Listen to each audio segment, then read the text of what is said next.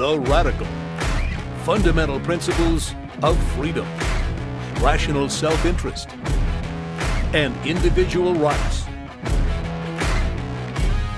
This is the Yaron Brook Show. All right, everybody. Welcome to the Orren Boyles Show on this Saturday afternoon. I hope everybody's having a fantastic weekend. Looking forward to the rest of the weekend next week, rest of July. All right. So today we're going to talk about force and coercion. We're going to talk about why nobody thinks those are bad things necessarily. I have to prove that indeed is the case, but why both left and right are fundamentally pro-coercion, and why I don't want to speak for you guys, are different. So that'll be the topic today. Let's see, what do I need to cover before that? I don't know. Yes, people are pissing me off on Twitter right now, but all right, we'll deal with that. We'll deal with that later. On Twitter, Vivek just posted something really absurd and childish and ridiculous on Ukraine and Russia and on NATO, and it just silliness, right? Just silliness, and as a consequence of that, the people are writing stupid things, but that's okay. Yeah, Jennifer wrote good things. Other people are writing stupid things in response to my tweet on Vivek. So everything's blowing up. So at the last minute, I considered doing the show on NATO and Ukraine, but I decided not to. We'll do that show another time. There is a lot to say about that. There's a lot to say about Vivek's stupid, really stupid tweet, which goes beyond just supporting, not wanting Ukraine to be part of NATO. It goes far beyond that, but making fun of Zelensky and calling him names, and just like direct out of the Kremlin playbook and direct out of the pro-Russian playbook. Just disgusting and offensive and disappointing, because I thought Vivek had the opportunity to be a different kind of candidate. He's turned into just another new right, a little bit more charismatic, but just another new right. Nothing. All right, so let's see. Just quickly an update. Next week we will have morning shows that are dedicated to the news roundups. Tuesday evening we will have a show on kind of free market solutions to the kind of issues environmentalists raise. This is a sponsored show, funnily enough. It's sponsored by Alex Epstein. So, I've got a series of questions that he has sent me that I will try to answer, do my best answering, and at least pointing in the direction that I think makes sense. Beyond that, on Thursday, we've got an interview with Jim Lennox. Jim Lennox is a longtime philosopher, an objectivist, and a philosophy of science, primarily biology. So I intend to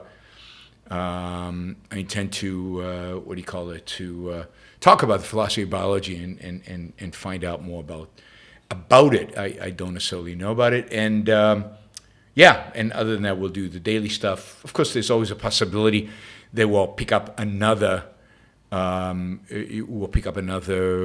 evening show during the week. All right, you can ask me questions on the Super Chat. Super Chat is open. Let me know if it's not working or something. It should be. I see somebody's having trouble. Purchasing a Super Chat. It should work if you're having trouble. The only times I've seen Super Chat have trouble is with people from trying to do it from overseas, but in the United States, even in the United States, it works. I don't see why I wouldn't. So Super Chat is available. We've got a goal, $650, the big goal. It's a goal for the long shows. Please help me reach that goal so this show it continues to be sustainable. You can also support the show on a monthly basis by contributing on YaronBrookShow.com/support, on Patreon, on Subscribestar, primarily Patreon, and PayPal, YaronBrookShow.com/support. Let's see. That's it. Let's just jump into it. So I'm reading today. I'm trying to prepare for the show. And I'm reading an interview that is up online on Yasha Monk's Substack. Yasha's like a center-left thinker, sometimes good, sometimes terrible, mixed bag, but overall kind of tries to be rational, facts-oriented, and so on. But it shocks me how people like this have big,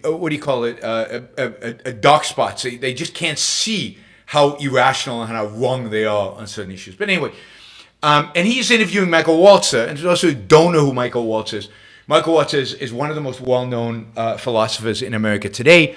He is the author of Just War Theory, which was a book I critiqued in my essay co-authored with Alex Epstein.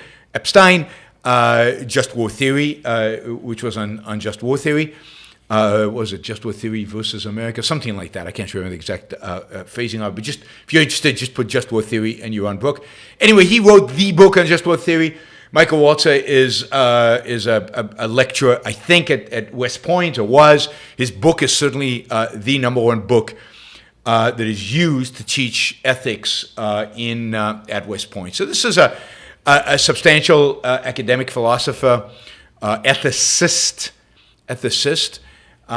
blind spot. Thank you, Robert. It's amazing how big the blind spots. Anyway, it occurred to me that both Yasha Monk and Michael Walzer have this massive blind spot that is coercion, force.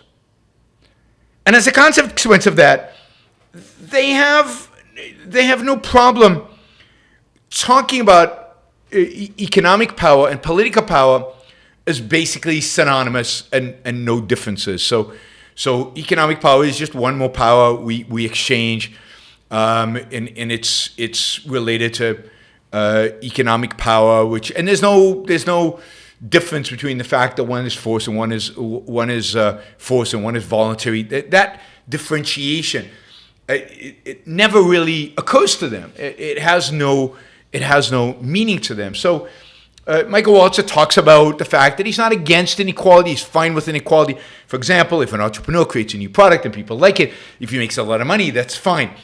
What he's really opposed to is the idea that money should be used, that inequality in money, if you will, should be used to determine, for example, how much health care anybody gets. Right, so healthcare shouldn't be, in a sense, allocated through the monetary system. Healthcare is an example of something that should be allocated based on need, right? So if somebody needs healthcare, they should get it. This is the whole basis of socialized medicine. If you need it, you should get it, and there shouldn't be a price to it. You shouldn't have to pay for it, and it shouldn't be allocated based on the pricing mechanism. So the whole idea is here that different systems. Education, for example, shouldn't be based on money. It should be based on, just availability to everybody. And for example, then he says, well, and the political process shouldn't be based on money. You shouldn't be able to buy senators and buy favors and buy regulations and buy all these things. So, the political system has a different allocation basis. The medical system has a different allocation system. And the education system has a different allocation system. And it's fine that each one has inequalities inside of them. But they have to be based on a different principle for each one of them. Medical, it should be based on needs. So if you need more healthcare, you should get more healthcare. If you need less, you should get less. So there's inequality there. And education, I'm not sure how the inequality applies there. But you get kind of the idea that there is no principle guides all of human interaction. It depends.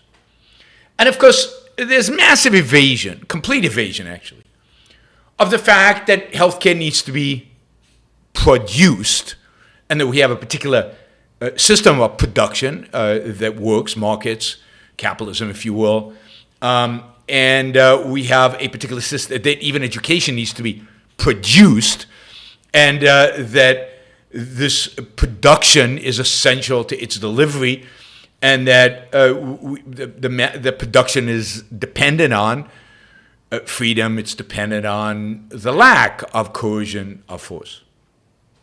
They don't see it that way. I mean, they don't even comprehend that is possible. They kind of will admit, yes, healthcare could be produced, but it's the kind of one good that needs to be centrally planned, and so is education. You can't have competition. These are examples of market failures. Healthcare is not a market product, and education is not a market product. How do you decide?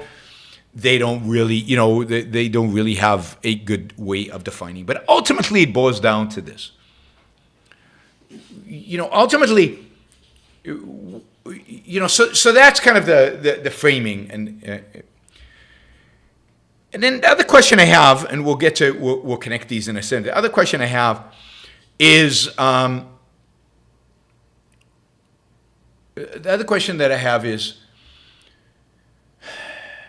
we all agree, and everybody out there in the culture agrees, that there are certain that using force against other people is wrong, right? We have laws against stealing. We have laws against assault, and laws against murder, and we have lots and lots of laws. Indeed, much of the legal system, the criminal legal system, the whole idea of criminality is the idea that force, coercion, violence is wrong on the individual level. Two individuals cannot coerce one another, cannot use violence against one another. And we built an entire legal system to prevent that, and we have a police in order to do that. But it's fine somehow, more than fine, it's completely acceptable for one individual, for a government to coerce individuals.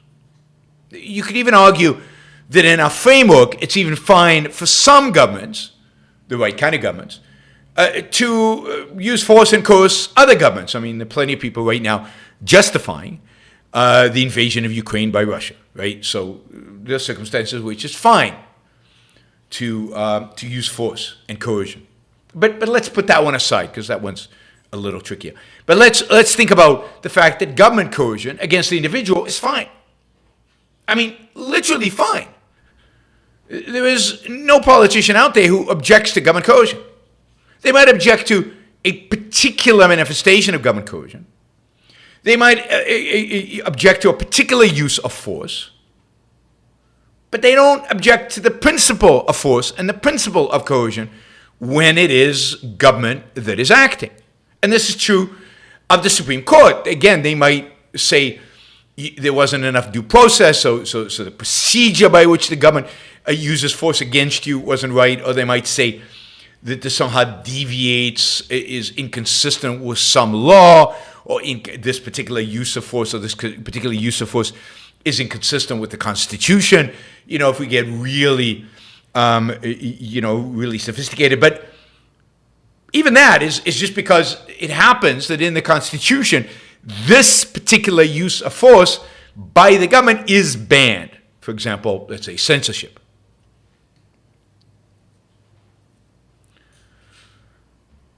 So what is the difference? Why do we understand that coercion at the individual level is bad and wrong? Fraud is wrong. Any kind of violence against another is wrong, or defrauding of somebody else is wrong. Why do we understand that? But we don't understand it. It completely disappears when we talk about government and when we talk about society as a whole. And of course, government can use force because it gets some kind of mandate by the majority. But why is the majority okay with that? Why is it okay for the majority to be able to impose force when, again, at an individual level, it is wrong. And this is where morality plays such an important role.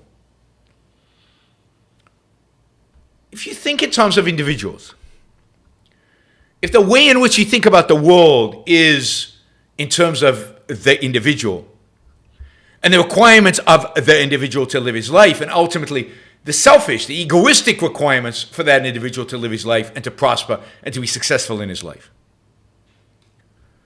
then as you evaluate that process, even if you're not an objectivist, if your orientation is individualism, the individual and his life and his pursuit of happiness, and this is how I think the founders get to it, then you pretty early come to the conclusion that, well, the individual pursuing his life requires the freedom to act, requires the freedom to think, requires the freedom to express those thoughts. And if not, that interferes with his ability to pursue his own life, his own well-being, his fundamental moral right to pursue his own happiness. And therefore, coming at it from an individualistic perspective, the thing you always want to ban when people get into a social environment, when people get into a society of any kind, is the ability to restrict a person's or to constrict a person's ability to act, ability to think, ability to express those thoughts. What is it that makes it that restricts him? Force, coercion, threats, a gun. I can't act if the consequence of that action is going to be violence against me. So one designs a system based on the idea that the role of government is to protect the individual from use of force by other individuals, and ultimately by the government itself. And that's what the Founding Fathers did. Because they came at things from the perspective of the individual, his flourishing, his happiness, maybe not all the way through, but at least to some extent, their system of government that is oriented towards protecting this individual from all manifestations of force against him, including the government, including the majority, including democracy. There's a principle. The principle is the principle of individual rights. The principle that you as an individual are free to act based on your own judgment in pursuit of your own values, free of coercion, free of force being imposed on you. And that's the foundation of the American system. Without that individualism, you cannot understand the American system. There is no real meaning to the American system. So the idea here is not simply political.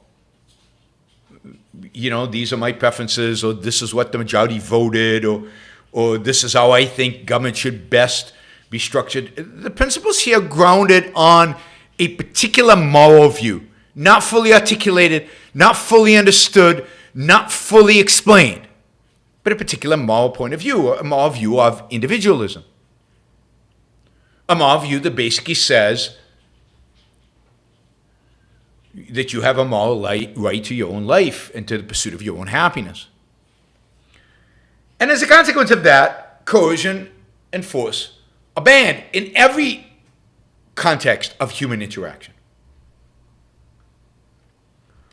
And I think that's what, in a flawed way, ultimately, the Constitution of the United States is trying to do. It wasn't 100% consistent, because I don't think they fully understood the manifestation of force and coercion. I don't think it's 100% consistent, because I don't think they fully understood the rights of the individual, what those implied.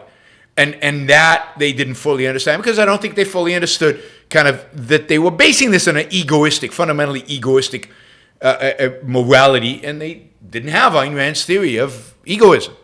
So not surprising.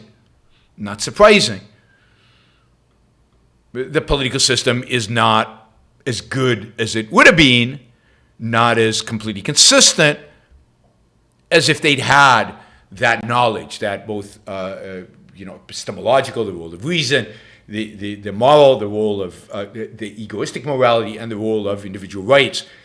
They don't have that arc. They have pieces of it. More than anybody else in all of human history. That's why they got the political system to be the best in all of human history. But they didn't have it completely. They didn't have it completely right.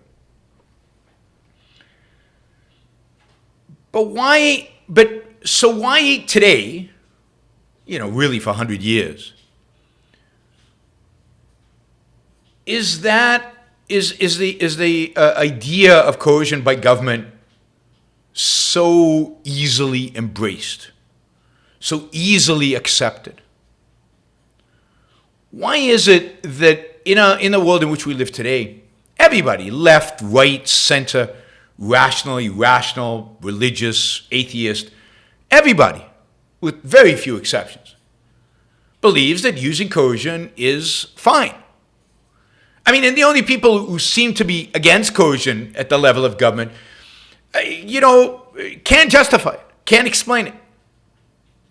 Many of the libertarians who kind of argue from, what's the first principle of the non-aggression principle? Why is there a non-aggression principle? Well, isn't it obvious? No, it turns out it isn't, because nobody else accepts the non-aggression principle. Right? It's a principle that, in a sense, Ayn Rand articulates, but she has a whole philosophical explanation for it, which the libertarians ignore. Not ignore, that's wrong. Evade. It's much more morally.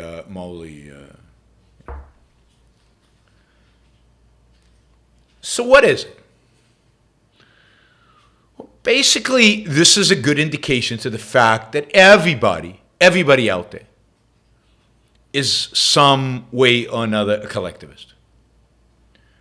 Basically, we've abandoned individualism, and we abandoned it a long time ago, at least in our thinking about politics and economics. And we still have elements, little pieces of it, which is what sustains our freedom. We still have kind of an individualistic, to some extent, sense of life in the West. We want to live our own lives. We want to be left alone for the most part. But our politics is framed, is discussed, is oriented completely, 100% from a collectivistic perspective.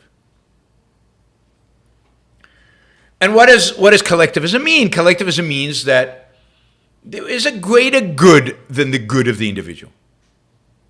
There is something higher, more important than the good of the individual. Whether it's some kind of formulation around utilitarianism, whether it's some form of formulation around kind of philosopher kings who know what's good for us and we don't, we're too stupid to know what's good for us.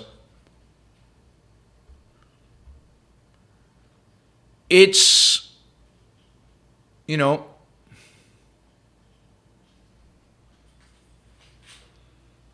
it's not you as an individual that matters. What matters ultimately is some collective. What matters ultimately is some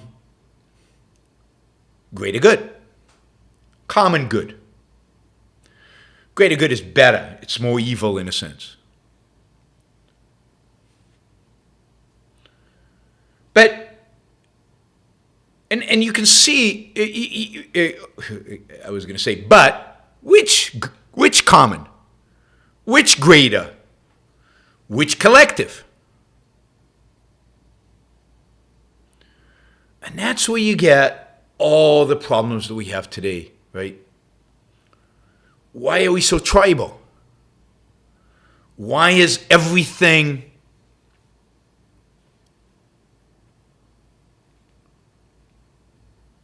right? Why is everything in dispute? Why can nobody agree on anything? Why is everybody fighting? Why is there so much animosity in American society? Well, because everything now is based on some greater good. But whose greater good? You get to choose your greater good. I get to choose my greater good. And but it's not the same, and therefore we have to struggle and fight. And you could argue, okay, but that's what democracy is for. But once you get to the point where we're starting to use coercion, we're starting to use force, we're starting to redistribute wealth, there's a lot at stake here. Once you're in a position to impose your will on me, there's a lot at stake here. I'm going to fight. I'm not going to just roll over and die. I'm not going to roll over and accept. And if you're trying to take from me and I'm trying to take from you, we're going to hate each other. And it's not just taking of material goods. You can see with the cultural wars, this is all the taking of spiritual stuff as well. If you're going to try to dictate how I should live my life, and I'm going to try to dictate how you should live your life, well, we're not going to get along. We're going to hate each other's guts. And how do we resolve our differences? Oh no, my group's better than your group. I mean, what is left? There's no reason. Do we count? Do we use democracy? Do we count? But what about the protection of minorities? Do we submit? Do we just give up? How do we resolve disputes? How do we resolve conflicts? By flexing muscle. By using our majority against yours, or our people against your people. We split up into gangs who are fighting over the loot. And the loot, clearly the loot is ultimately political power. And the ability to dictate to the rest of the people your own vision for the world. Your own vision for the greater good. Instead of individuals being allowed to live their lives as they see fit, instead of individuals being protected to choose their values and live by those values, we're now broken up into gangs who are fighting one another. And you see, if you hold collectivism as the standard, if you hold the group or something greater than God, for example, as the greatest standard, as dictating morality, as deciding what's right and what's wrong, there's nothing wrong with coercion. There's nothing wrong with killing, stealing, pillaging. It depends why it's being done. If it's being done for the right cause, if it's being done for the right greater good, if it's being done for the right collective, if it's being done for God,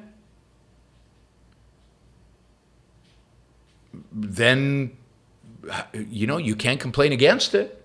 By what moral standard do you argue that it's no good? And that's the thing. If you need to take stuff away from some people to give health care to other people, if the standard is need, then what's the argument against? Well, my utilitarian function is different than your utilitarian function. In my utilitarian function, the distribution of health care is better done under a market system, and in your utilitarian function, I mean, where does that even get you? Nowhere. But that's what the argument. All the arguments are about that. All the economic arguments, but also all the cultural arguments. I mean, the reality is that the cultural arguments,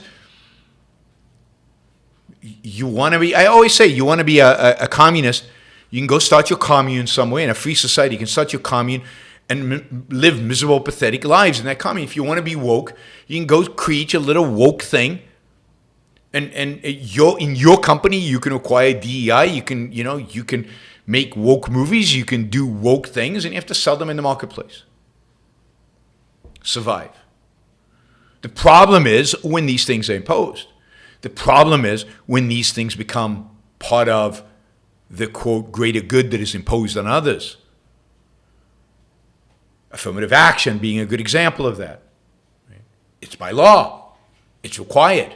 And so much of our labor law, is built around the principles that came out of affirmative action, based on some conception of a greater good that is imposed on the rest of us.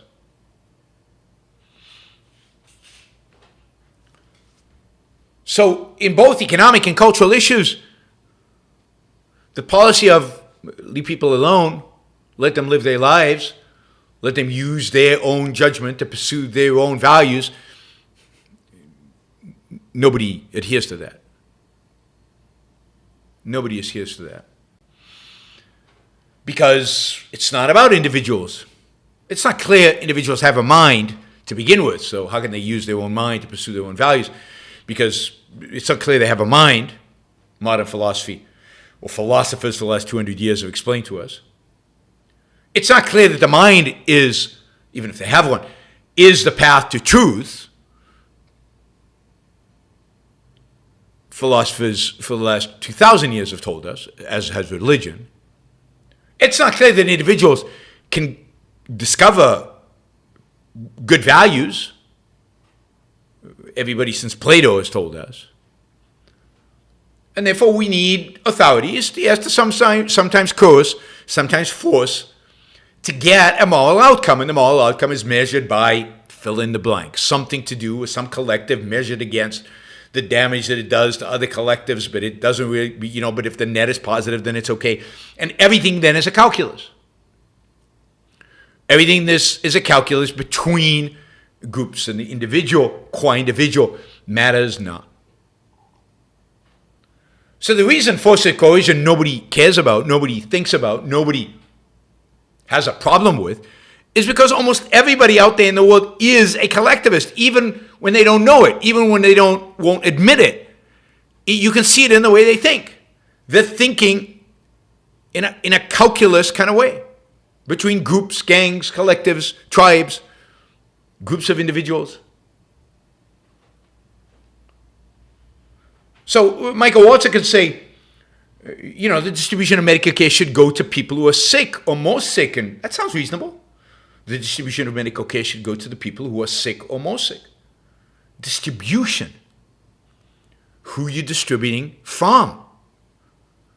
What are you distributing exactly? What does this involve? Is anybody being coerced? Is anybody being forced? Yes. But it's for greater good. So it doesn't matter. How is it a problem?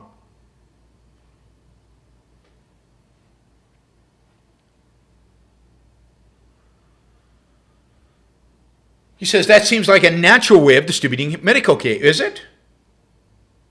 But of course, they only look, where's medical care produced? And shouldn't the producer of medical care decide how it's going to be, quote, distributed?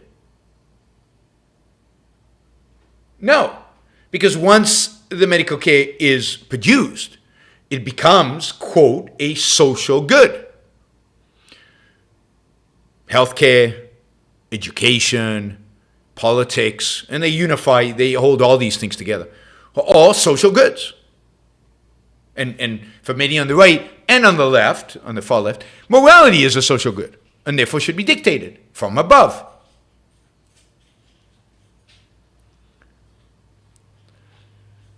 So the challenge we face is not in trying to convince people, no, and I'm using their terminology, the distribution of healthcare is better under capitalism. I mean, that would be awful to say that. Better by what standard? Can you imagine a standard where it's not? And this is why it's so hard, because we can't use their terminology. And of course, we're coming at it from such a different perspective. We're coming at it from the perspective of the individual versus a perspective of the collective, the group, the tribe.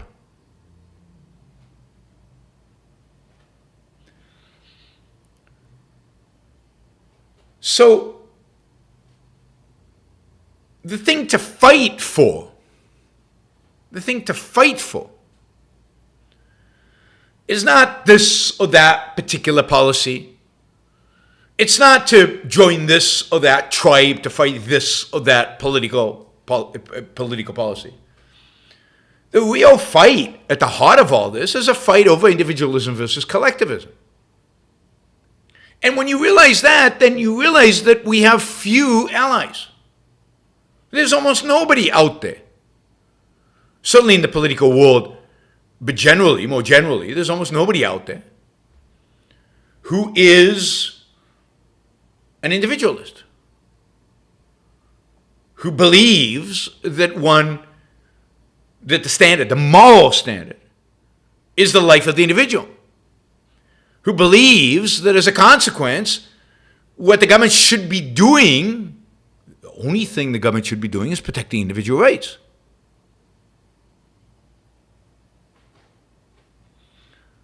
As Tom in the chat says, the defense of individual rights must be based on a defense of selfishness, rationality, reason, and reality. No shortcuts exist. No shortcuts do exist. When you try to defend capitalism without defending individual rights, when you try to defend political freedom without defending self-interest, when you try to defend any of these things without defending reason, you're finished. You cannot win. And it's very hard for people to grasp what it is you're even talking about. Because their whole context, their whole perspective on the world is one of the greater good. Again, the greater good could be the good of God that is dictated to us. That's on the right. That's Mark Walsh and what's his name? The other guy whose name I conveniently forget. Who want to dictate to you morality, who want to dictate to you how to live your life, who want to dictate to you, who want to control your life. Who want you to go back to 1220, I guess. They want you to go back. Or whether it's the left who wants to tell you what pronouns to use and who wants to tell you how many genders there are and wants to then also redistribute your healthcare and your wealth and your talents and everything else that they can. Right?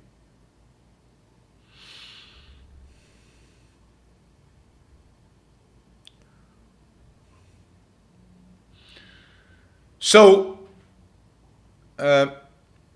collectivism is the enemy in all its forms. And as long as we fight the statists, as long as we need to fight the statists, we need to fight it in the name of something, and that name of something is individualism.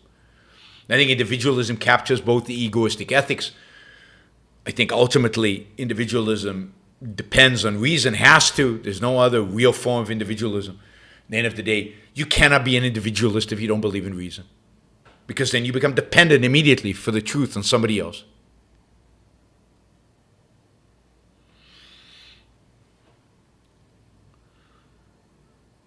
All right, so why does everybody believe in coercion and force? Because everybody's a collectivist. And if they think that coercion and force will lead to the greater good of their particular collective, they will use it over and over and over again. People have no way of understanding the evil of force and coercion without a philosophy.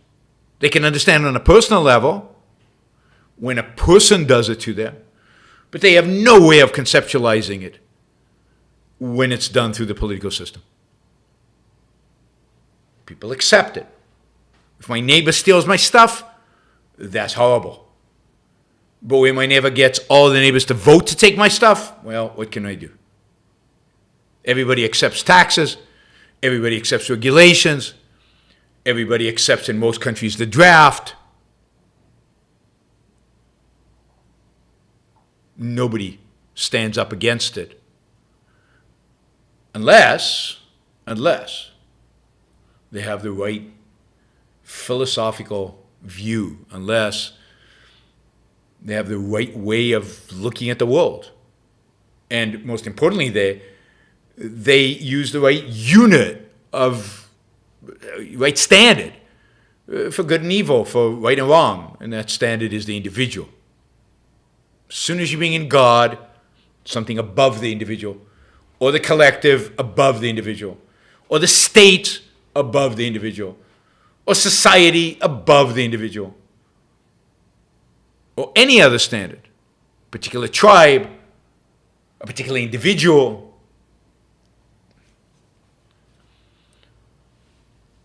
as soon as you bring in something above the individual, you're lost in your capacity to defend against force. So, and force is not obvious. Coercion is not obvious. The reality is, again, 99% of the people on planet Earth don't understand it or accept it as something that's okay. And this is unusual in human history. Usually that number is 100%. So we live in a better world today to some extent because 1% never got it. Right? 1% still holds the value of the individual and rejects the idea that the individual can be forced for the greater good. But all the Abrahamic religions, Judaism, Christianity, and Islam, all share this idea that for greater good, force is fantastic. Remember that the one Old Testament figure who represents all three religions, who all three religions believe is a moral saint in a sense, they're all called Abrahamic religions because they all come from a common source, Abraham and his grandeur and moral power. And what is his moral power? His moral power is submission. His moral power is following orders. His moral power is the willingness to kill his only son because he was told, ordered, commanded to do so. So think about that. Think about that all the dominant religions in the world today are based on commandments and based on the willingness to follow commandments, including commandments that involved killing, slaughtering, maiming, torturing, raping, pillaging, which, by the way, if you read the Old Testament, it's filled with at the commandment of God. God tells them to do these things, and they do it.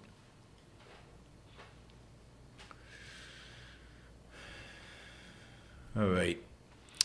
So the only way if we're going to defend, if we're going to eliminate coercion from our society, the only way to do it is on the basis of moral philosophy, the basis of a individualistic, egoistic philosophical foundation.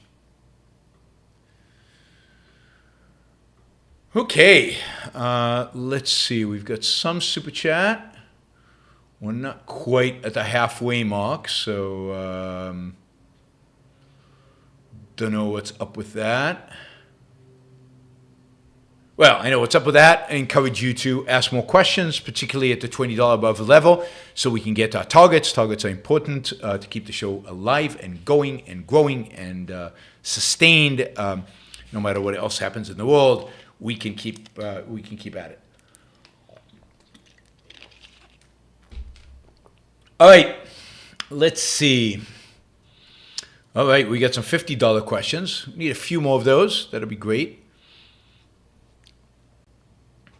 And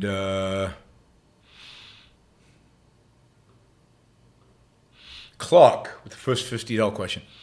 Have tyrants realized they have to allow some degree of economic freedom to maintain power? People see the abundance of the West and don't tolerate living under complete privation.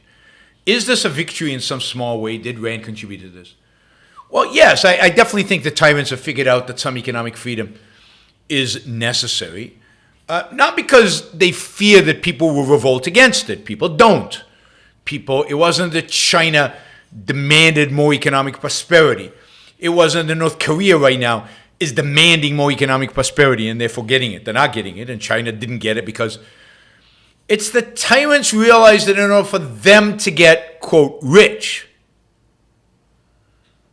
in order for tyrants to realize that they gain more military power,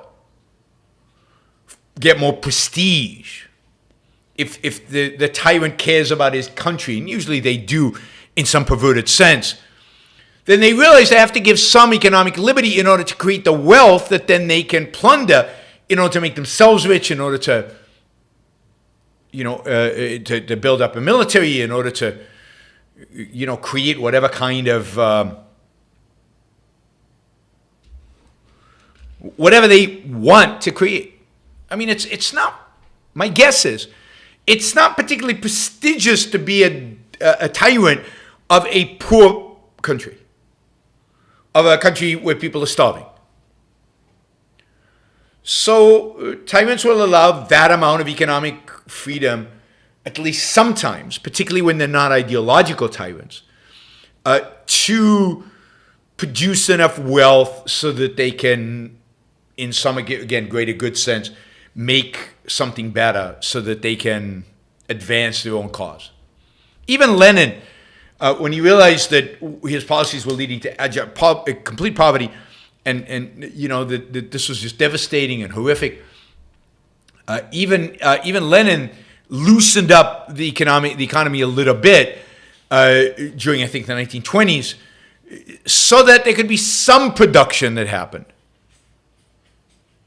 so that he could be a tyrant over something that was creating something, some level of wealth, right? And also, my guess is he was afraid of a revolution against him if everybody was starving. But the tyrants of North Korea proved that that is not necessary. You can subjugate the people so thoroughly, as did Mao Zedong in China, to such an extent that even though they're poor, starving, dying of starvation, they still don't rise up against you. They haven't done that in North Korea. They didn't do that in China. So I think that's the cause is not the abundance of the West and they won't tolerate it. The cause is the tyrant himself wants to be able to control something more than just dying, starving people. And they keep trying. I think they keep trying. I can't say honestly because it's not honest. It's evasive. But they keep rationalizing all kinds of different policies with an attempt to raise economics. So Mao has all these economic programs that are supposed to make China wealthy. Of course, it makes it poorer.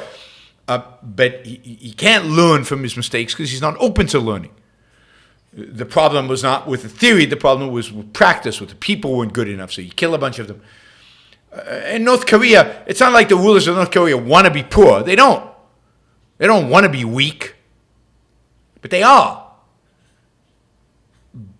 But they're not ideologically, not willing to experiment. The difference is with China is that when Deng Xiaoping came to power, he had abandoned the ideology. Not the tyranny, but the ideology associated with the tyranny.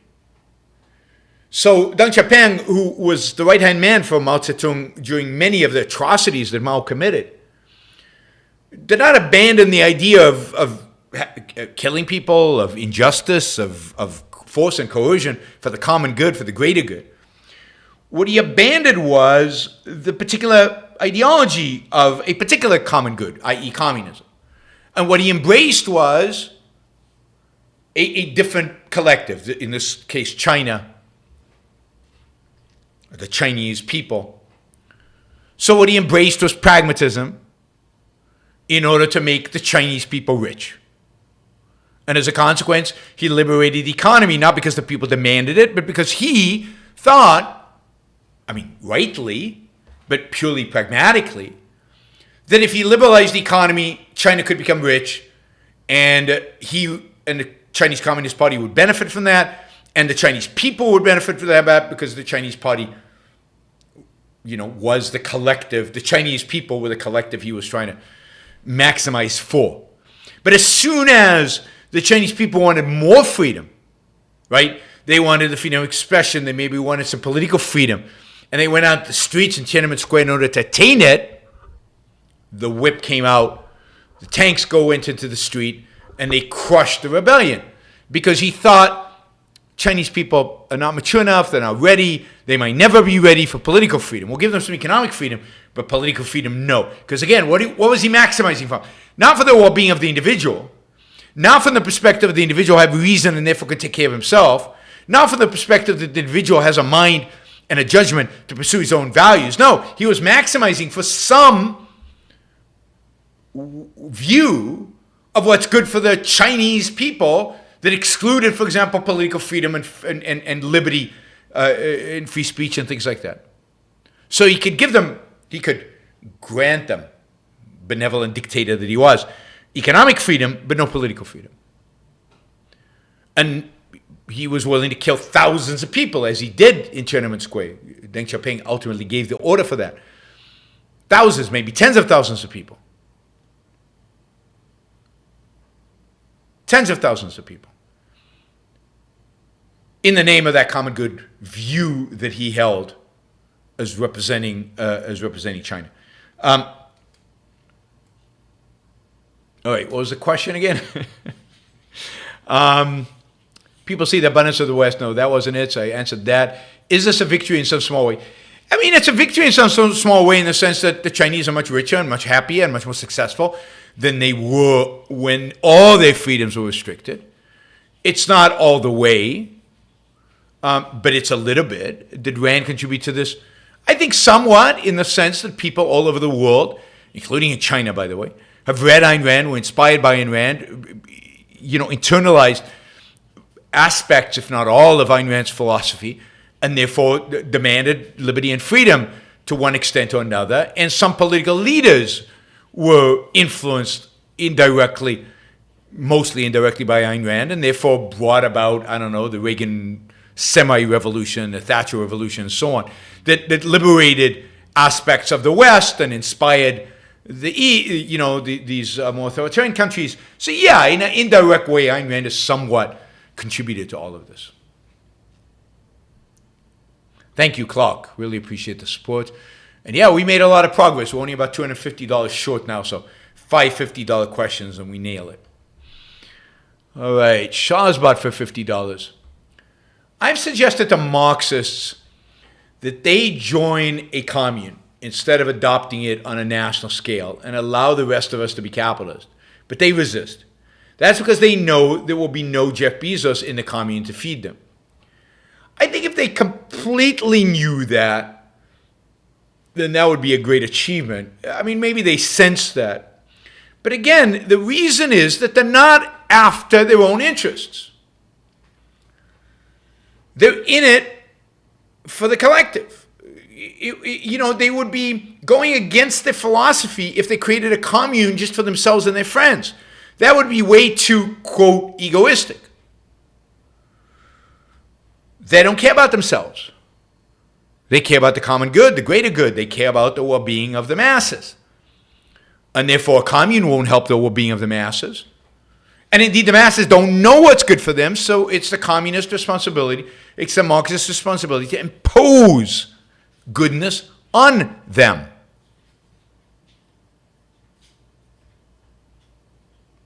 Right? And indeed, they do. So you can't separate Marxism from authoritarianism. You can't separate Marxism from dictatorship. It has to be imposed. And communes don't count under their logic, because communes are too narrow, they're too small, they don't deal with the problem of the proletarian, and they don't involve imposing the true, correct values that Marx got got from the world of forms on everybody else.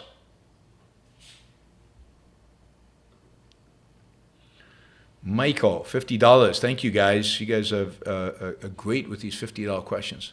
We're still at like $250, so we still need 5 of these $50 questions. Michael says, you noticed storage lockers in big cities are cheap, but apartments are not. I can get a 15 by 15 storage locker for San Francisco for $500 a month. But an apartment that size would be $2,500. If we had a free market, people wouldn't be spending 50% of their income on rent. Yeah, of course. I mean, the reality is that there are areas around San Francisco. You probably don't get a storage locker in downtown San Francisco. You get it on the outskirts, where it is zoned for these kind of buildings. And there is enough such properties that are zoned for such uses that it creates competition, and there is an abundance of storage lockers, and therefore the prices are cheap. The reason rents are high is simple. It always has been simple, and that is that supply is restrained. The supply is limited, while demand is robust. So if supply doesn't meet demand, then prices go up. And they will keep going up as long as supply doesn't match, or as long as demand, people are willing, or whatever these prices are, to pay. I mean, at some point they can't pay anymore. But up until that point, prices will continue to go up. So the challenge in San Francisco and in every major city in the United States, with the exception of some cities in, it's not true. In Atlanta, Houston, Dallas, this is not the case. But in every coastal city primarily, is that because of zoning and because of other kinds of restrictions and because of not in my backyard and because of government intervention, supply does not increase. If supply increased, then prices wouldn't go up. That is the challenge. All right.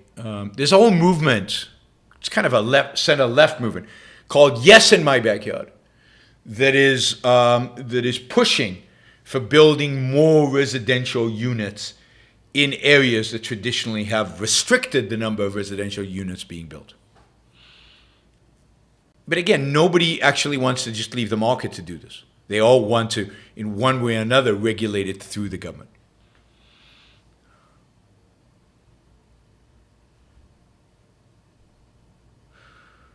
All right, let's see.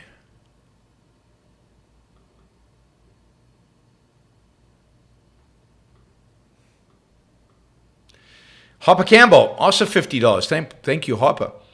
All right, let's see. I didn't get Onkars talk at OCON. Why is psychologizing bad? Ayn Rand was better at identifying people's psychological motives than anyone. I think it's always good to try and identify someone's psychological core, both politically and interpersonally. Yeah, I mean, the challenge with Onkars talk is that he assumed that everybody knew what he was talking about, and I think that was a mistake. So Ayn Rand has an essay about psychologizing that basically views psychologizing in the way she identifies it as a negative. Let me just find the essay one second. I'll tell you exactly what essay it is. The psychology, not that. Where is it? Prohibition against. All right, let me just find it. Okay, it's called The Psychology of Psychologizing. It's in the Voice of Reason.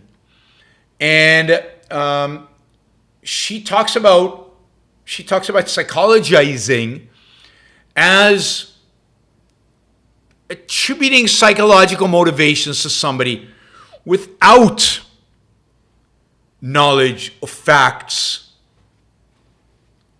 That is, ignoring or evading the actual facts that are involved and the actual actions that are being taken. Let me just see if I can find a passage in the... No. Here she says, today many people use psychology as a new form of mysticism, as a substitute for reason, cognition, and objectivity, as an escape from the responsibility of moral judgment, both in the role of the judge and the judged. Mysticism requires the notion of the unknown, which is revealed to some and withheld from others. This divides people into those who feel guilty and those who cash in on it. The two groups are interchangeable, according to circumstances. When being judged, a mystic cries, I couldn't help it. Think about other people that say, my psychology did it. I couldn't help it because I have a lot of psychology. I did it. When judging others, he declares, you can't know, but I can. Right? You don't know what motivated you, but I do. Modern psychology offers him both opportunities. So she talks, psychology consists in condemning or excusing specific individuals on the grounds of their psychological problems, real or invented, in the absence or of or contrary to factual evidence. So Onkar did not say that evaluating one's own psychology or evaluating other people's psychology is not valuable. But how good are you at it? How much knowledge do you have to be able to do such a thing? Ayn Rand obviously was a master at it. Ayn Rand was better than anybody as identifying people's psychological motivations. But that's because she knew what she was doing. I think she had to. You can't be, I think, a novelist, a good novelist, a great novelist. Thank you, Ragnar. Ragnar just gave $50 with a sticker. Thank you. That is greatly appreciated. So we're now only $200 short, so that's $10, $20 questions. We should be able to do that. Ayn Rand is brilliant at providing you with evidence, with facts to justify a psychological evaluation of often of a particular political position, or certain people who take a particular political position, or a political cultural activity. But Ayn Rand is super knowledgeable about psychology because she had to write psychology in a novel. She had to write about people's character. She had to really delve into it. She really had to understand what drives people. The reality is that most of us are not particularly qualified to judge somebody else's psychology. What we have to judge is somebody's actions, judge what people say. And if you start saying, well, he's got a screwed up psychology, therefore giving them an excuse to do what they do because of their psychology, that's psychologizing. So, again, to the extent that you know, to the extent that you have knowledge, to the extent that you have facts, yeah, you can judge people based on their psychology. You can evaluate people's psychology, absolutely. But beware. Do you have the facts? Do you have the evidence? I mean, a lot of you try to do this constantly on the Super Chat. Trying to figure out the psychology of the nihilist. But a lot of times, you don't know why people do what they do. What are the psychological motivations for a particular action? What you know is the action is evil. Judge it as evil. Tell it the psychology. So, and this is what she says. She says this is often an escape from morally judging somebody. But again, that doesn't mean you can't observe something and say, yeah, that looks like low self-esteem is driving that. Right? Or that's, this person's very insecure. And therefore, it's a defense mechanism. If you know what you're talking about. I mean, what she's really arguing against here is what she says, mysticism. Using psychology to brush away behavior, to brush away people's explicit statements and their explicit actions. And what you have as facts in reality are their statements, what you have as facts in reality, or what they say, judge them. And then under certain circumstances, you can figure out certain psychological motivations, fine. You still have to be judged. Because people have free will, no matter what their psychology is. Psychology is not an excuse.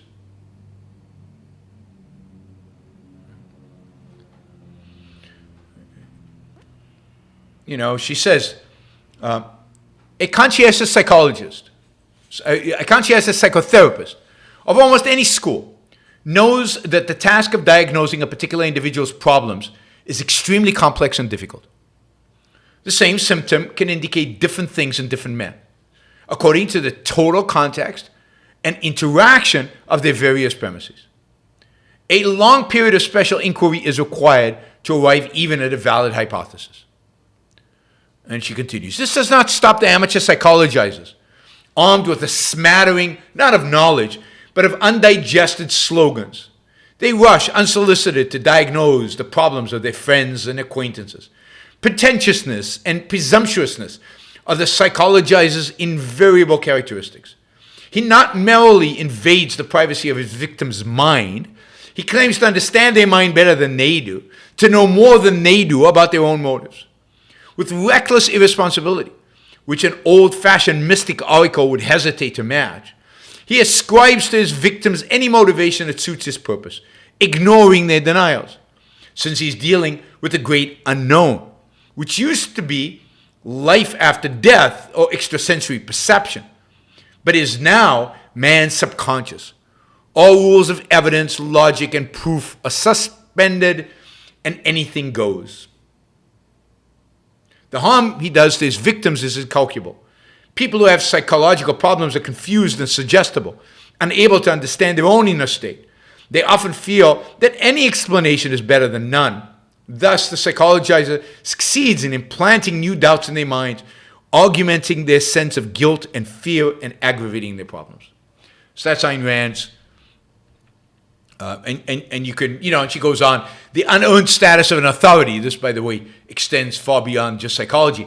The unearned status of an authority, the chance to air arbitrary pronouncements and frighten people or manipulate them, are some of the psychologizer's lesser motives. His basic motive is worse. Observe that he seldom discovers any virtuous or positive elements hidden in his victim's subconscious. What he claims to discover are vices, weaknesses, flaws. What he seeks is a chance to condemn, to pronounce a negative moral judgment, not on the grounds of objective evidence, but on the grounds of some intangible, unprovable process in a man's subconscious, untranslated into action. This means a chance to subvert morality. Powerful stuff. She was a great writer. A great writer. So yes, I encourage you to read that. Voice of Reason, The Psychology of Psychologizing. All right, let's see. Michael, people have no imagination. They can't picture 9% GDP growth. If the shackles of the welfare regulatory state were removed, they think it's a science fiction fantasy. How do we convince people without being able to show them? It doesn't matter. Let's say you showed them. What would that matter? You guys assume that people want 9% GDP growth, but people don't. People want security. People want no risks. People want to be taken care of. People want to make sure that, the needy get their stuff. It's not a lack of imagination they have. It's a morality of altruism and the politics of collectivism that they have. Again, don't try to think that there's some some kind of psychological motive. They can't see it. No, they can see it. Hong Kong did phenomenally well. America did better than Venezuela, yet people still want Venezuela. People vote for socialism all the time, knowing that it leads to great poverty, or evading the fact that it leads to great poverty. Because that's not their motivation. They're not trying to achieve wealth. They're not egoistic. The assumption that everybody's an egoist and everybody wants what you want is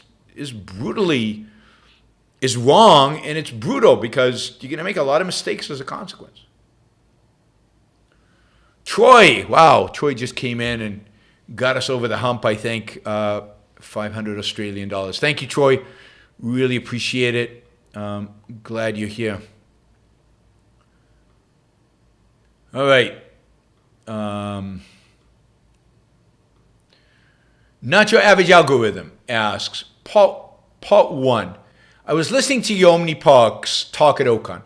Is North Korea an 80-year-old open-air concentration camp? I'm sure if North Korea was ever liberated, it would look a lot like the liberation of Auschwitz. I mean, there's a sense in which it is. I don't think they quite have the systematic annihilation that Auschwitz had or the concentration camps had. I think it's much more by neglect, if you will, just let them starve.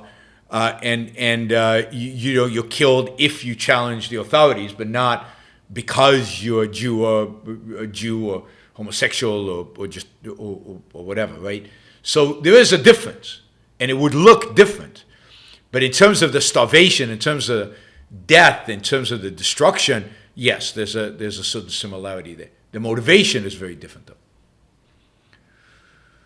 Okay, where's the part 2 is here. Part 2, do people not care about communist concentration camps because they don't involve racial killings? I mean, I think people do generally care. There's not a lot they can do about it. I think generally people support, like not having anything to do with North Korea. That's why I think for a lot of people it was so stunning and offensive what Donald Trump did by going and meeting with the brutal dictator of North Korea. I think Donald Trump, this was the one foreign policy thing that should have shaken everybody to their core and revealed, in a sense, what a complete moron and complete amoral moron Donald Trump really is his behavior towards North Korea. I talked to what's her name, Yeonmi Park. I talked to her about that, and she was horrified by Trump. I mean, she was generally is kind of on the right, but she's horrified by Trump because he went there and pretended that this monster was a normal human being, sent him love letters, and all of that. I mean, I don't get it. That was so obviously crazy and nutty. And please don't call him Rocket Man. Rocket Man is Elon Musk. He's not a rocket man. He's a monstrous murderer. He's the monstrous dictator. That's what he is. He's not a rocket man. Rocket Man is a positive. And to treat such I don't even want to call him a human being.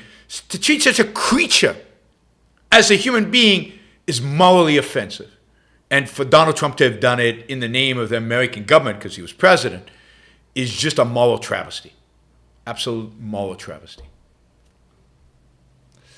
Okay, Michael asks, have you reached the ultimate stage of absurdity where some people are held responsible for things that happened before they were born, while other people are not held responsible for what they themselves are doing today? I mean, I think it is a moral travesty, but I think that's always been the case. Racism and collectivism always do that, right? I mean, you are bad because your ancestors were Jewish, or you're bad because you happen to have black skin, and that is a suggestive of something, or you're held responsible for something you have nothing to do with. Your skin color. You're held responsible for something you had nothing to do with, who your parents were.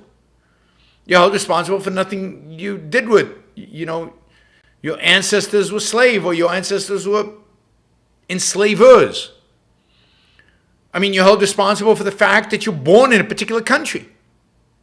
Right? If you really want to take this all the way, then if I don't want to be in Mexico anymore, I just happen to be here and I want to go over to the United States, you're holding me responsible for that. Right? You're not letting me in.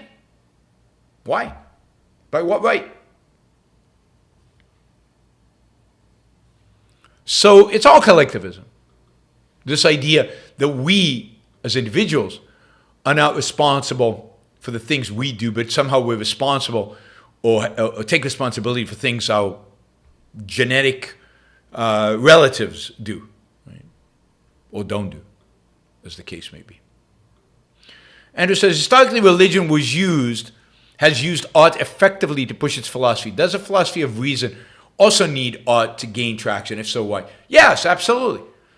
Absolutely, for a lot of reasons. But, art makes possible a life of reason. It makes possible holding abstract knowledge. Without the concretization of that knowledge through art, that knowledge is hard to hold. And without the fuel that art provides, it's hard to fight for that knowledge. And look, the reality is that we know historically that this is true. You don't get a enlightenment without a renaissance in art. Indeed, art comes before the philosophy in many respects. So first you get Michelangelo's David. Only then do you get the United States of America. Only then do you get the scientific revolution. First you have to have Michelangelo's David. You have to inspire. You have to show what's possible. And in addition to that, for the masses, for people who are never going to study philosophy, never going to understand it in great depth, you can convey a sense of life. You can convey a view of the world. You can convey an attitude through art. Even if you're never going to study the philosophical underpinnings from them. So that way you can take the work of the intellectuals, the achievement of the intellectuals, and make it, in a sense, spread it across society through a work of art, where much faster, much more effectively than if you had to go and teach it one by one to other people within your culture, within your society. So, for example, people who see Michelangelo's David get something there about the individual strength, individual ability, individual courage, but it all is individual. They get something out of, they get a sense of competence, they get a sense of confidence and competence in the world. And that's good and right. And I think when you see Michelangelo's David, you straighten up. You want to live up to that.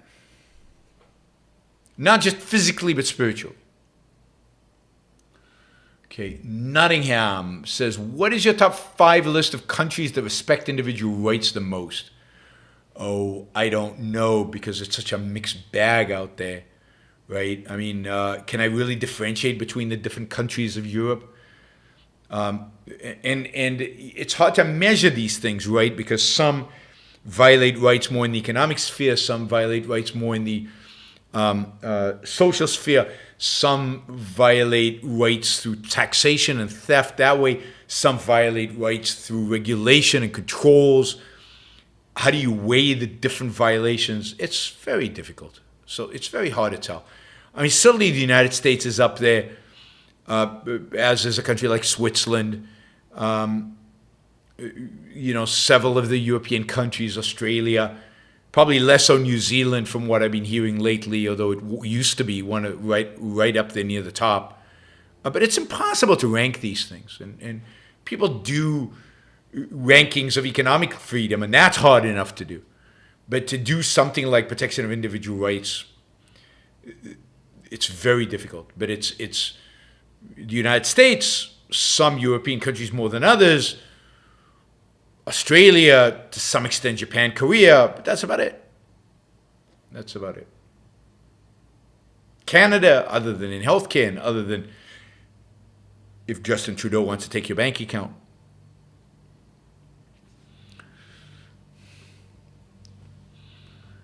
Vadim, hi Yaron. Just wondering if you had a chance to review Whiplash. No, but I will, I promise. In the next week or two, it will get done. So it's on high up on my to-do list. I apologize. And then I hope that after I do Whiplash, I'll get back on a trajectory where I'm doing regular movie reviews, or if you want me to. But I need to get back in that groove, and Whiplash will get me back in that groove, and I hope to do that very soon. All right, we've got some $5, $10 questions left. Let's do these quickly. James says, is there a concerted effort to eliminate nuance in order to promote a narrative? I don't think so. I think nuance is eliminated when people can't think, when people can't actually think for themselves. Then they eliminate nuance. They need simple answers. They need simplicity. They don't want to make the effort to look at the facts and look at reality and consider other alternatives and really judge and think. They don't want to think. So yes, I think eliminating nuance is just comes from the perspective of not wanting to think. Vadim says, just wondering if you ever seen the miniseries John Adams. Curious why Adams is not as mentioned as one of the founding fathers. Also curious how come he is not on any U.S. currency. I did see John Adams. I mean, it's a terrific series. It's brilliantly made. John Adams is a real hero. He is definitely on my list of one of the founding fathers. Bradley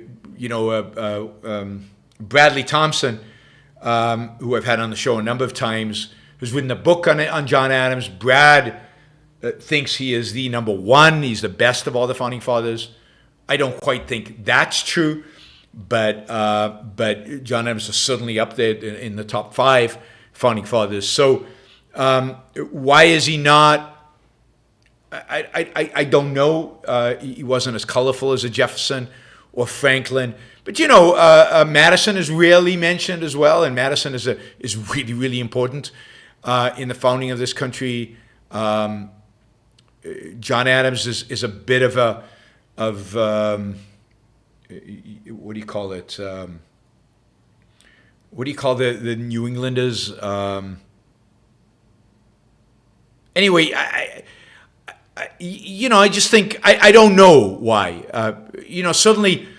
The Alien Sedition Act, when he was president, hurt his reputation. It was a bad act; should have never passed, and that was a hit to his reputation.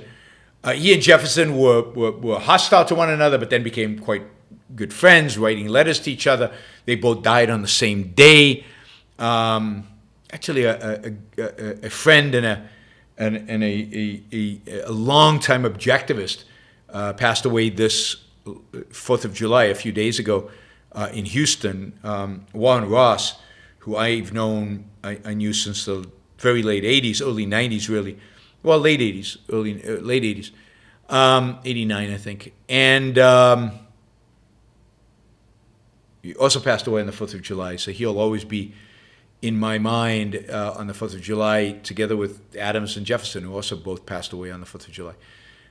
So yes, my condolences to everybody who knew Warren. He was truly a great guy, and just a good person, and very, very active in the objectivist world, and very, very important to the Houston objectivist world. But generally, I think contributed a lot towards objectivism more broadly. All right, Scott says, you claim Zuck and Twitter's old management didn't do anything wrong, yet you agree they are Orren Boyles. I didn't agree that they were Orren Boyles. I said they're not Orren Boyles. What an example of sanctioning government censorship. Well, I don't think Zuck and Zuck sanctioned government censorship, and I don't think they're Orren Boyles.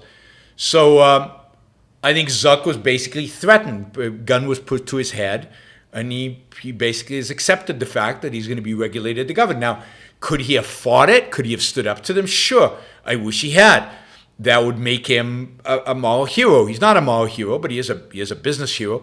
And he's not an Orren Boyle. Orren Boyle a gun is not put in his head. Orren Boyle, from day one, is asking for government favors. And Orren Boyle, by the way, is not an entrepreneur. He's a CEO of an established company. I said there are Orren Boyles out there. I don't think Zuck or Twitter are necessarily Orren Boyles. I think in both cases, particularly in the case of Facebook, a gun was put to their head. I mean, all you have to see is go back to the congressional hearings, in the mid-2000 teens, and you can see how Zuck is harassed, and unfortunately, sadly, tragically even, he doesn't have the philosophy, he doesn't have the knowledge, he doesn't have the ability to stand up to them, and he caves. Is that an Orren Boyle? No. Orren Boyle is from the beginning advocating for pursuing government contracts, government deals, government favors, government regulations, government controls over his competitor. I think Zuck was trying to compete, trying to run a company by his own judgment, his own thing. He's brought in front of Congress, he's harangued and harassed, and is told that he should be doing this and he should be doing that, and that they're going to regulate him and they're going to control him. So he says to himself, well, if they're going to do this, I better protect my interests. And so he comes back and says, if you're going to do this, these are some of the things that should be included in those regulations. It's again tragic that he takes that position. I think very few of the tech executives, other than this guy, this AI guy, I forget his name now, who went to Congress before Congress ever did anything and said, please regulate us. That's Orren Boyles. Very, very few of the tech executives are Orren Boyles. They might be a lot of stuff. And you can criticize them for a lot of things, but they're not Orren Boyles. First of all, they're productive geniuses, most of them, where Orren Boyles was never a productive genius. You can say they're moral cowards, sure. You can say they're moral ignoramuses, sure. You can say they don't have a backbone, sure. You can say they're being impacted by leftist ideology, sure. You can say all those things. But that's not Orren Boyles. Orren Boyles is a man without any virtues. And these people, that is not true of them. Sam Altman is the guy from AI. Sam Altman went to the government and said, please regulate me. That's a real Orren Boyles. And even Sam Altman, I hate to call him Orren Boyles because he actually did something, built something, created something. Orren Boyles is truly a zero. So you can't just, anybody who does anything with the government. I mean, think about Reardon. Reardon, a gun is put to his head and he signs over Reardon's steel to the government. Reardon has his man in Washington. He has to. He can't survive without it. And his man in Washington obviously often does things that Reardon would not approve of. What? That's his man in Washington. So, it's a very simplistic way of looking at the world, saying that anybody who's involved in Washington is, it's an unsophisticated view of the world. Everybody who's involved in Washington is Orren Boyles. As if, there's no, what did we tell you? Earlier there was something said about subtlety. Nuance. That doodle bunny, Republican governors have been eliminating almost all permit requirements to purchase and conceal a firearm. This seems like a very questionable extension of the right in order for people to protect themselves from coercion. I agree. I'm not a fan. I don't talk a lot about it because I don't have super strong opinions about this, but I generally believe that the government has a role in firearm regulation. What that role is exactly, where you draw the line exactly, is a complicated issue. But I think this blanket, anybody can carry a gun, anybody can carry a concealed weapon, I think is ultimately a mistake and is not the proper application of individual rights. But again, no nuanced thinking, my tribe versus your tribe. I'm pro-gun rights, you're against gun rights. So I place no restrictions, you play all restrictions. And again, there's no thinking, no actual thinking going on. But I agree with you.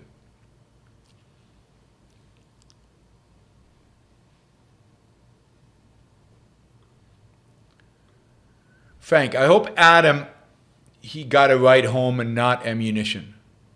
I have no idea what that means. Liam says, taking somebody's property by misrepresentation is indirect force.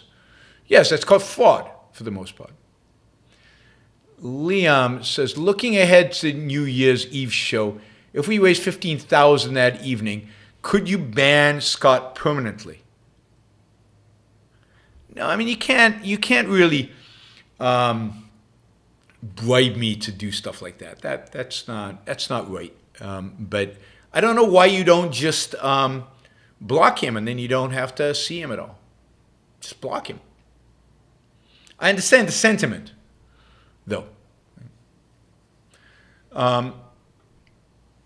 Frank says, Bud Light boycott seems collectivistic. Some customers feel coerced into joining.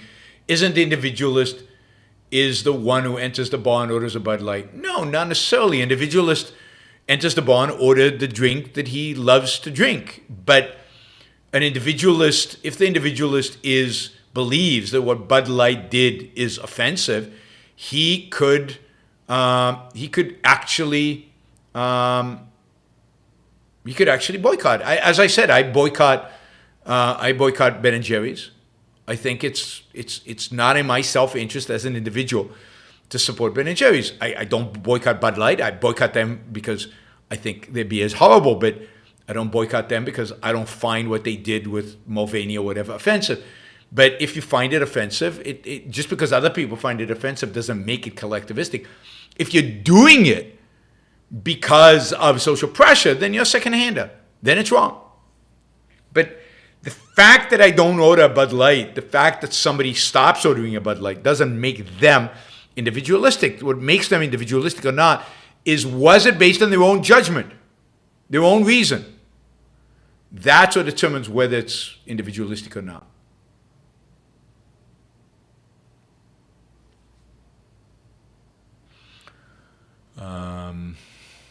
All right, Apollo Zeus. Can you think of another way to segue more people towards more objectivist way of thinking than just saying read Ayn Rand and Objectivism? Well, other than doing what I'm doing, which is this show, which I think is targeted to a large extent non-objectivists, and a lot of people listening to the show became objectivists because of this show. So getting out there into the public, talking about these ideas. Beyond that, to really gain knowledge in objectivism, you have to read Ayn Rand. And if the novels don't convince you, I think in the end, if Atlas Shrugged, Fountainhead, or let's say you don't like novels, Introduction, the Virtue of Selfishness, don't convince you that I'm not going to. Those are the best representation of the ideas possible. And I always think art is more powerful than people just talking. So, yes, I still think and always will think that Ayn Rand is the best spokesman for. And my goal is to get you curious and interested so that you go read Ayn Rand. Iron Meerkat, fire and fury was the correct approach to North Korea. Absolutely. Every time my approach would be, every time they launch a missile, you knock it down. You just knock it out of the air. And if we don't have the technology to do that, then we better develop it. Every time they launch a missile, knock it out of the air. And, you don't threaten the United States. You want to say you're going to launch a missile to California? Well, you're never going to launch a missile again. And if they want to launch then a war with South Korea, annihilate them. Quickly and thoroughly.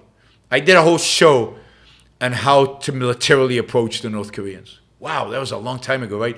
When Trump was president and groveling before the North Koreans, I did a show on how to militarily defeat North Korea. South Korea would take a real hit because they're within artillery range of the North Koreans. But I truly do believe that the North Korean soldiers are so unmotivated, so badly fed, their weapon systems are so poorly maintained and so poorly functional that you could wipe them out in days. You could stop it within days. You could annihilate them in days. Right. So, Andrew, I'm with you in not wanting to see the Zuckerberg-Musk fight. It's undignified, absolutely. Do you view it as an example of Dr. Peikoff's comment that we need a more mature culture before objectivism takes hold? Well, I don't know if that's a specific example. It probably is. But what he said, what Leonard is talking about is, I think, and this is just me, not Leonard Peikoff speaking, much broader than that. We need a more mature culture in the sense of a culture that as we mature, I think we will have a greater appreciation for reason. And that'll lead us to greater appreciation of the individual, which will lead us to greater appreciation of egoism. It's much deeper in the sense that the human race is not quite ready for objectivism because it's right now in a cycle of denunciation of reason, rejection of reason. And until we are willing, again, to embrace reason, as we will, let's say, in the Enlightenment, at least moving in the right direction, you can't have objectivism dominate. Objectivism is built on a certain foundation, a cultural foundation, and the fundamental of that cultural foundation has to be a respect for reason. And I do think that the cage match, in a sense, is that. Only people who think that you can resolve disputes somehow with a fight rather with an argument. It's childish because children don't understand the role of reason. They need to be taught the role of reason. they're still at the level of force. They're still at the level of perception, not of cognition. And what Zuck and Musk are doing is affirming force and affirming perception instead of cognition. The perceptual level instead of the cognitive level. And in that sense, they're rejecting reason. So yeah, you should never settle disputes with a fight.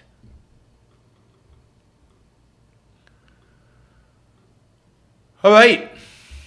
Thank you. Thank you, Troy. Really appreciate you being here every month. Really appreciate the support.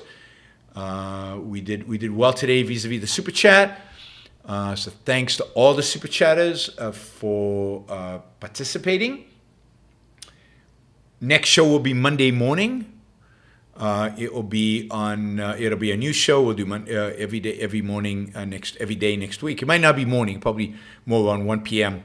East Coast time. Have a great weekend, everybody, and I will see you all on Monday.